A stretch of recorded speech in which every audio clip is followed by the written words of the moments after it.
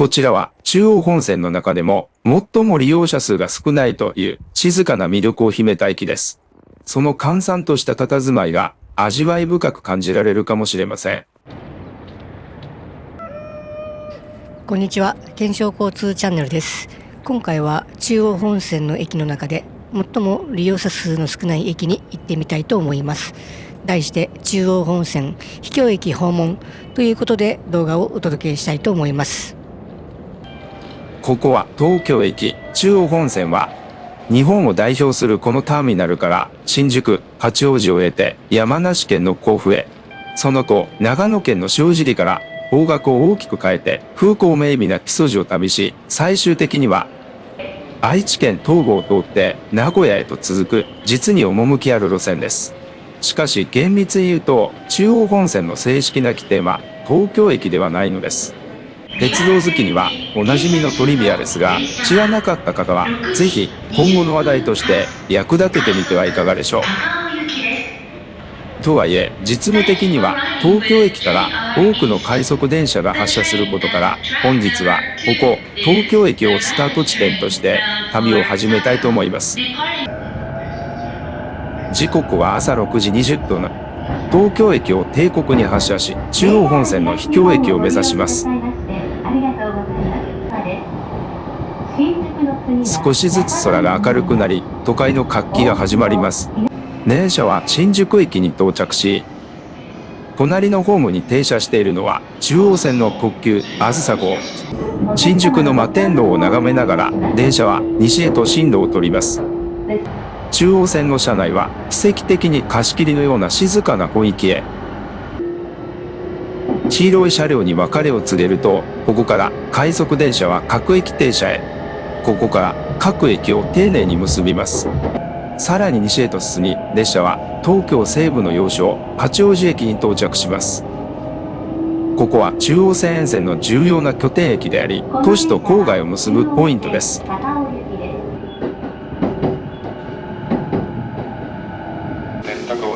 ただいま高尾駅に到着いたしました。高尾駅で右手に見える普通列車に乗り換え、山梨県の甲府駅を目指します。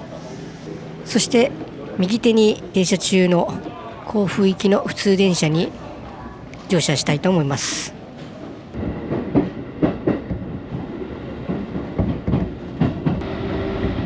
高尾駅を出発すると、車窓の景色は徐々に山々に囲まれ、山岳路線へ様変わり。高尾駅から相模湖駅までは中央本線でも特に長いか。相模湖駅を過ぎ、東京駅から約1時間半ほどで山梨県に入ります。東京駅を出発して約2時間、甲斐の国へ。車窓には雄大なアルプスの山々が姿を現し、都市の喧騒から遠く離れた旅の醍醐味が感じられます。そして列車は間もなく山梨県の中心地甲府駅に到着。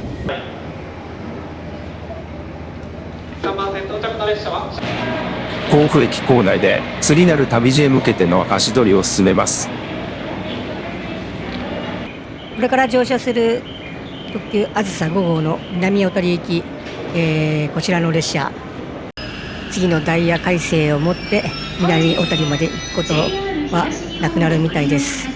1番線特急あずさ5号南小谷行きが到着です。1番線には下り方面特急あずさ5号南小谷行きが到着です。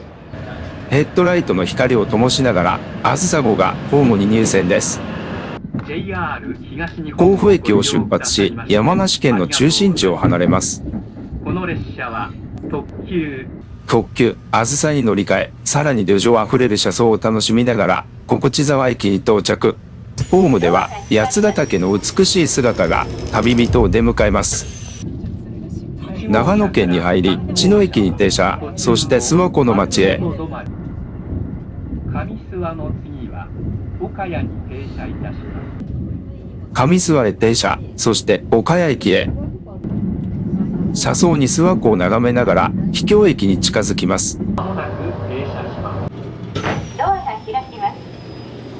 特急あずさ号の旅はここまで。岡谷駅では再び乗り換えが待っています。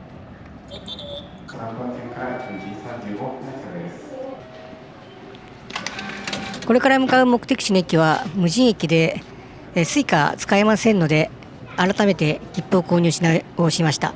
岡谷駅からは、料金240円のようです。そしてすでに右手に停車中の、飯田線方面天竜峡行き、こちらの普通電車にこれから乗車します。15分の待ち時間を経て、辰野駅経由の飯田線直通天竜峡行きの列車に乗車します。岡谷駅を出発、目的地に少しずつ近づいてきました。辰野駅に到着、隣のホームにブルーのラインの車両が待ちわびています。飯田線の電車を見送った後、中央本線も動き出します。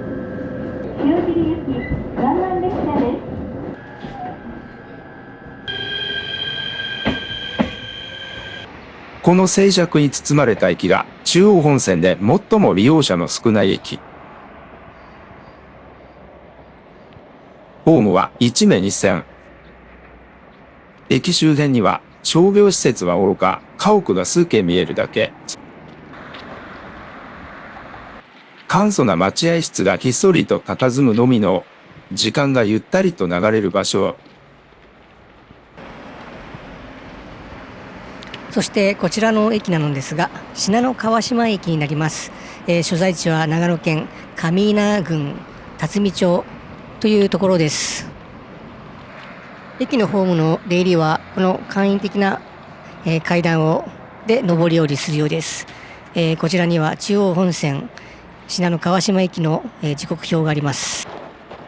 駅の出口付近には時刻表と案内板のみが設置され、昼間は3時間に1本程度という列車の少なさが旅人の孤独感をさらに深めます。こちらを見てみると、辰野方面、塩尻方面ともに昼間の時間帯はほぼ3時間に1本です。始発は辰野方面6時27分、塩尻方面6時56分。一番最後にこちらの駅に電車が発着するのは夜の10時14分の岡谷行きの電車。こちらが最後のようです。ちなみに先ほど乗ってきた塩尻方面の電車の最終は8時58分でした。駅前の自転車置き場には3台の自転車、小道を進むと、少し交通量のある道路に出ますが、コンビニなどの施設は辰野駅方面まで行かないとありません。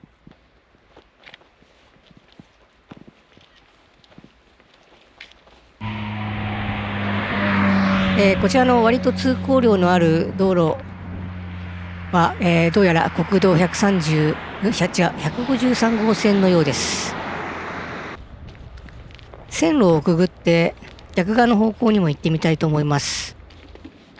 駅の反対側に出ると小さな階段があり、その先には駅舎代わりの小さな建物が静かに佇んでいます。左手に、なんか建物があったのですが、こちらが駅舎代わりの建物になるのかな。そんな感じで待合室っぽくなっております。中は特に自販機とか設置されていませんでした。そして、トイレもありませんでしたね。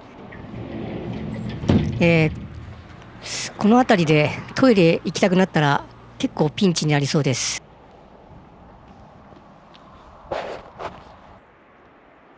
ということで、こちらの信濃川島駅が中央本線で最も利用者数の少ない駅になります。なのですが、この動画にはここから続きがあります。そして私の方にピンチが訪れそうです。なので信濃川島駅を離れたいと思います。次の電車が、およそ3時間後です。ここから辰野町の中心地まで移動したいと思います。検索してみたら歩くと1時間は超えるようです。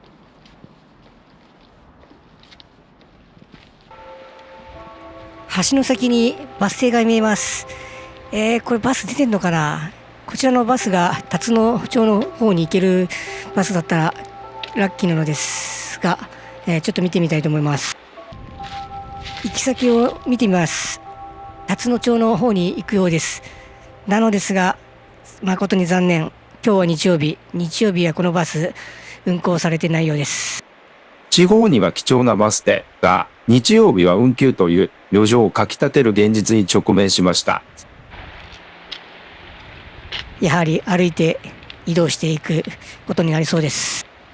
歩みを進めると川を挟んで左手には民家が点在し、右手には先ほど乗ってきた中央本線の線路が並走しています。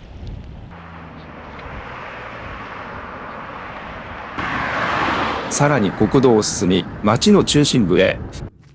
だいぶ町の中心地に近づいてきました。あのような大型なおそらくスーパーだと思うんですが、外看板を見かけると安心します。そしてひたすら中央本線沿いを歩いてきたのですが、こちら見えづらいですが、辰野駅が見えてまいりました。1時間ほどの床旅の末、ついに JR 辰野駅に到着。Google の検索通り1時間ほどで辰野駅の方に到着いたしました。そして私の方はピンチは逃れられそうです。中央本線にはもう一つ先ほどの信濃川島駅と同数程度の駅があります。今度はそちらの方に移動します。辰野駅からもう一つの中央本線で利用者数が最も少ない駅を目指すべく、お待ちください。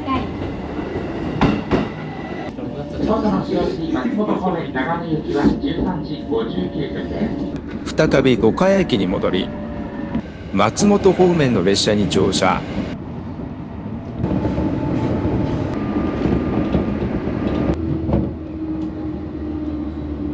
電車は塩尻駅に到着します。この塩尻駅は中央東線と中央西線が交わる重要な拠点駅であり、日本一狭いと言われる蕎麦屋が駅にあることでも有名です。塩尻駅にある日本一狭いと言われている蕎麦屋さんの入り口はこちらにあります。入り口もかなり狭いです。この塩尻駅は特急あずさ号に加え信濃号も停車する駅となっております。なので電車を待つ施設がもう少し充実しても良さそうなのですが、気のせいでしょうか。塩尻駅から中央西線の中津川行き普通電車に乗車。木曽路の静かな風景の中を進んでいきます。まもなく目的地の駅に到着。はい、ただいま電車から降りました。そしてこちらの駅がもう一つの中央本線で最も利用者数の少ない駅になります。果たしてこちらは何駅になるのでしょうか。降りたホームの、少し先の方には小さな、あちらはおそらく、待合室でしょうか。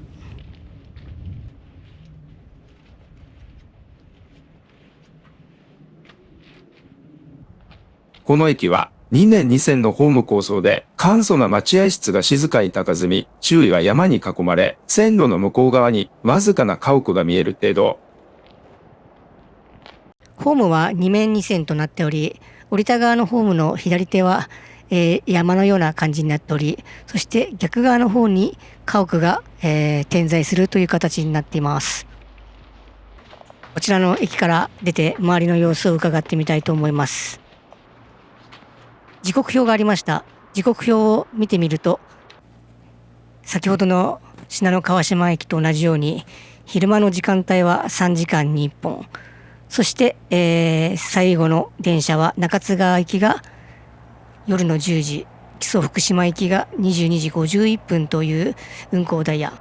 今来た塩尻方面は、こちらも昼間はあまり本数がなく、そして最後の電車は23時7分。こちらの駅に夜11時台に電車が発着あるのが、ちょっと本線らしいです。こちらの人気のない駅の平均利用者数は16名前後。このひっそりした静かな場所の駅名が気になります。そしてこちらの出口を出て駅名を見てみたいと思います。中央本線で最も利用者数の少ない駅、もう一つは秀潮駅、こちらの駅になります。こちらの駅は先ほどの信濃川島駅と違って、駅の近くに割と民家が、あります。駅前を出ると急な架線道が出現。かつてはここも交通の往来が盛んな頃を想像。今の交通は少し離れた国道19号にその役割を譲っています。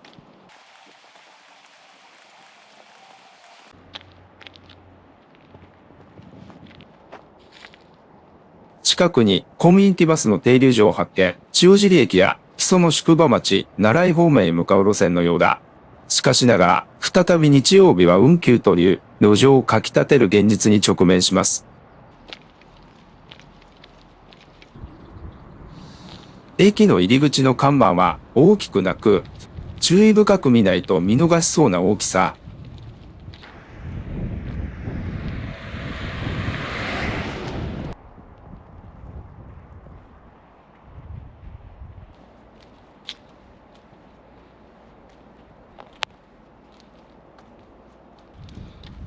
今回巡った2つの静かな駅、信濃川島駅と秀潮駅は、共に利用者数が1日平均16名程度。日常生活の利便性は決して高くありませんが、その分ゆったりとした静寂な時間を楽しめる駅でした。